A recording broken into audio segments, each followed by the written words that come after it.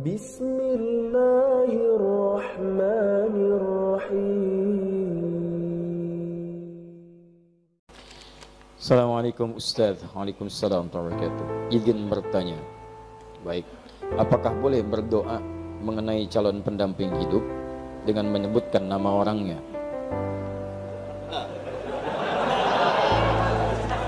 Inilah praktek apa yang saya sampaikan tadi. Ya, orang ke masjid mau subuh dia tambah saya doa minta pendamping hidup dia. Baik, boleh nggak menyebutkan orangnya? Boleh, tidak ada larangan. Tidak ada larangan. Kalau antum ingin mohon kepada Allah kemudian meminta, silakan. Ya, ud'uni astajib lakum, minta kepada aku akan jawab. Tapi siapa yang dimintakan itu lihat syarat-syarat perempuan yang bisa dinikahi. Ya, siapa yang antum kan calon pendamping? Siapa calon pendampingnya? Pertama, pastikan bahwa calon pendamping antum itu benar. Quran surah ke-49 ayat 13. Ya ayyuhan nasu inna khalaqnakum min dzakarin wa untha. Duhai manusia, kami ciptakan kalian dari laki-laki dan perempuan. Wa ja'alnakum syu'uban wa qabaila lita'arafu. Kami jadikan kalian mungkin beda tempat tinggal, beda kabilah, beda suku, beda mungkin RT, RW, kecamatan sampai beda negara. Lita'arafu supaya saling mengenal. Dengan ta'aruf itu mengetahui, menjalinlah kemudian hubungan kasih sampai ke pernikahan. Tapi siapa yang menikah? Zakar dan unta. Tidak ada zakar dengan zakar atau unta dengan unta. Jadi kalau antum laki-laki, pastikan yang dimohonkan pada Allah pasangan antum perempuan. Itu kaidah pertama. Kalau antum perempuan, minta kepada Allah pasangannya laki-laki. Jelas ya? Jadi nggak ada istilahnya laki-laki. Ya Allah, anugerahkan aku si dia ya Allah. Mohon ya Allah, saya Asep, mohon jadikan Andi pasangan saya. Harus sudah menyalahi, nggak mungkin dikabul antum. Paham ya? Baik, jadi ingat, manusia itu cuma dua. Kalau bukan laki-laki, perempuan. Bagaimana Ustadz kalau perempuan pengen jadi laki-laki, laki-laki pengen jadi perempuan? Itu artinya dia sedang keluar dari fitrah kemanusiaannya. Paham? Setiap makhluk Allah berpasangan. Quran surah ke-51 ayat ke-49. Wa min kulli syai'in khalaqna zawjaini la'allakum tadhakkarun. Ya, semua hal makhluk kata Allah saya ciptakan berpasangan supaya kamu sadar cuman saya yang tidak punya pasangan. Saya Esa, saya Allah, saya nggak punya pasangan. Semua makhluk saya ciptakan berpasangan. Ya, laki-laki, perempuan, bahkan hewan ada jantan, ada betina, bahkan tumbuhan ada putik, ada benang sari. Putik nggak bisa sendirian, benang sari nggak bisa sendirian. Ya, sama juga dengan jantan, ada betinanya. Silahkan cek oleh antum, kemarin baru Idul Adha, ada jantan, ada betina. Silahkan cek, antum pernah menemukan kambing homo? Atau sapi lesbi misalnya? Tidak pernah antum temukan. Pak, ini diskon Pak 5%, kenapa? Homo kambingnya. Gak ada yang begitu. Di kambing saja tahu dengan instingnya menemukan pasangannya. Masa antum yang punya akal gak ketemu pasangannya? Ya, paham ya? Nah, jadi teman-teman sekalian, kalau menemukan misalnya ada yang seperti itu, berarti itu ada kelainan, ada penyakit, didoakan, dibantu supaya kembali. Dibantu supaya kembali. Paham sampai sini? Itu syarat yang pertama, pastikan tuh laki-laki kalau perempuan yang minta. Pastikan perempuan kalau laki-laki yang minta. Yang kedua, teman-teman sekalian, pastikan bahwa niat untuk menikah itu meniatkan untuk ibadah. Ini mempercepat pengabulan. Niatkan untuk ibadah. Makanya ketika menyebutkan ayat nikah, kalimatnya langsung pada ayat penggunaannya. Ada ayat itu diterjemahkan, musab terjemah dengan tanda. Padahal bukan sekedar tanda.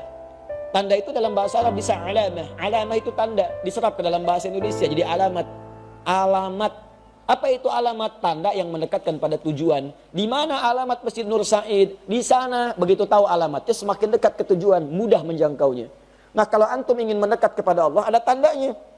Tanda yang mendekatkan antum kepada Allah disebut dengan ayat, namanya ayat, tanda yang mendekatkan diri kepada Allah. Isi Al-Quran disebut dengan ayat. Kenapa disebut dengan ayat? Karena setiap antum baca Al-Quran, lebih dekat keadaan antum dengan Allah. Ya, Quran misalnya surah ke-8, ya Al-Anfal ayat kedua. Innamal mu'minuna alladzina idza dzukirallahu wajilat qulubuhum wa idza tuliyat 'alaihim ayatuhu zadatuhum imana wa 'ala rabbihim yatawakkalun. Sungguh orang-orang beriman itu kalau disebut nama Allah ada getaran dalam jiwanya. Ada hal yang berbeda. Allahu akbar, bergetar jiwanya. Ya Allah, sudah ada panggilan. Ya, walaupun antum di kendaraan dengar azan ada getaran. Allahu akbar. Tahu bentar ya. Wah, ada persoalan. Orang beriman itu beda, getaran dalam jiwanya. Wa idza tuliyat 'alaihim ayatu, kalau dibacakan sama dia ayat-ayat Allah, zadatum imana, ya, bertambah keimanannya. Wa 'ala rabbihim yatawakkalun, ada sandaran yang kuat kepada Rabbnya. Nyandar, ada ketenangan dalam jiwanya. Itu ayat. Makanya isi Quran disebut ayat. Salat itu ayat, mendekatkan kita dengan Allah. Makanya ketika antum menunaikan sholat, ada ketenangan di dalam jiwa. Gak percaya silahkan, ya antum masuk tempat sholat, musola, masjid, tempatnya aja udah tenang. Puncak tempat sholat itu di Baitul Haram, Ka'bah, Masjidil Haram. Itu puncaknya, kiblatnya di situ.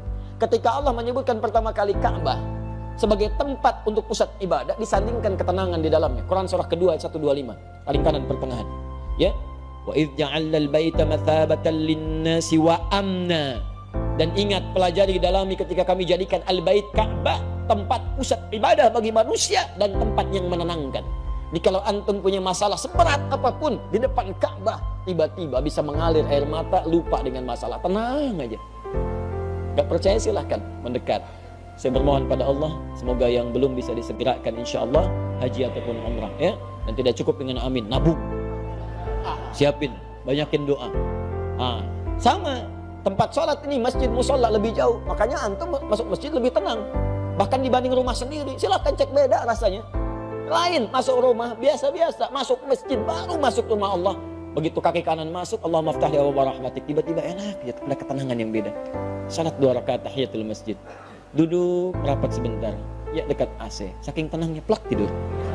Nah, nikah sama, nikah tuh awal ayatnya disebut ayat. Silahkan Quran surah 30 ayat 21, wa min ayatihi, di antara tanda-tanda yang mendekatkan seseorang kepada Allah, an khalaqalakum min anfusikum azwaja, kami jadikan setiap diri itu bisa berpasangan untuk menikah. Di niat nikah itu pertama kali bukan hanya memadukan rasa rindu, memadu kasih, ya, menyatukan dua insan yang saling ingin bersatu. Bukan cuma itu, niat sesungguhnya itu ibadah. Jadi kalau antum ingin dipercepat oleh Allah pengabulan doanya, niatkan untuk ibadah. Ya Allah, pasalkan aku dengan dia ya Allah, supaya aku bisa juga menghafal Quran seperti dirinya yang sudah hafal Al-Quran. Ya Allah, jika memang Engkau berkehendak dengan penyatuan ini, jadikan kami ya Allah pasangan yang selalu senantiasa menunaikan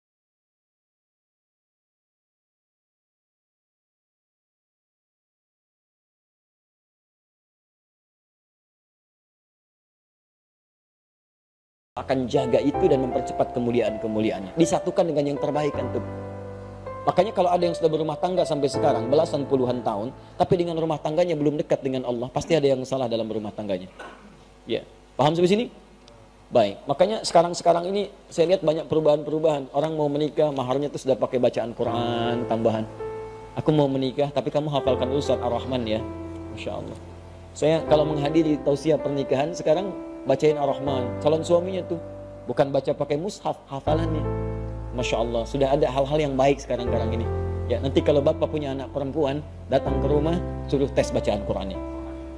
Adik siapa? Saya Anas pak, baca surat An-Nas. Baca. Masya Allah, baca, dengerin tuh. Makhrajnya bagus. Kalau belum bagus, latihan dulu. Cari ustad ya, yang bagus. Kalau adik siapa yang kedua? Saya Torik pak. Baca At-Torik. Baca. Masya Allah, sesuai namanya. Bagus. Ada yang ketiga siapa? Pucat ya wajahnya. Belum jawab. Saya Imran pak. Aduh. Tapi panggilan sehari-hari kulhu. Baik. Itu ya. Diminta niatkan untuk ibadah. Nanti kalau antum begitu, itu akan dipermudah. Bahkan bahasa Qurannya sederhana. Kalau kamu merasa kurang bekal, aku jadikan kaya, kata Allah setelah berumah tangga. Aku jadikan kaya. Ya yughnihimullah. Aku berikan kaya dari keutamaan yang Allah berikan kepadanya. Jadi syaratnya tadi, cari pasangan yang benar. Yang kedua, niatkan untuk ibadah. Kemudian nanti ada turunan dalam hadis Nabi dengan 4 kualifikasi. Tunkahul mar'atu li arba'in. Perempuan dinikahi atau antum mencari perempuan, mencari laki-laki karena 4 hal. Hati-hati karena 4 hal. Motifnya kadang limaliha, karena urusan hartanya. Lijamaliha, karena parasnya. Ya, kemudian linasabiha, karena urutan latar belakangnya. Tapi lidiniha itu yang paling utama, karena ketakwaan dan agamanya. Fadfar bidzatid dini taribat yadak.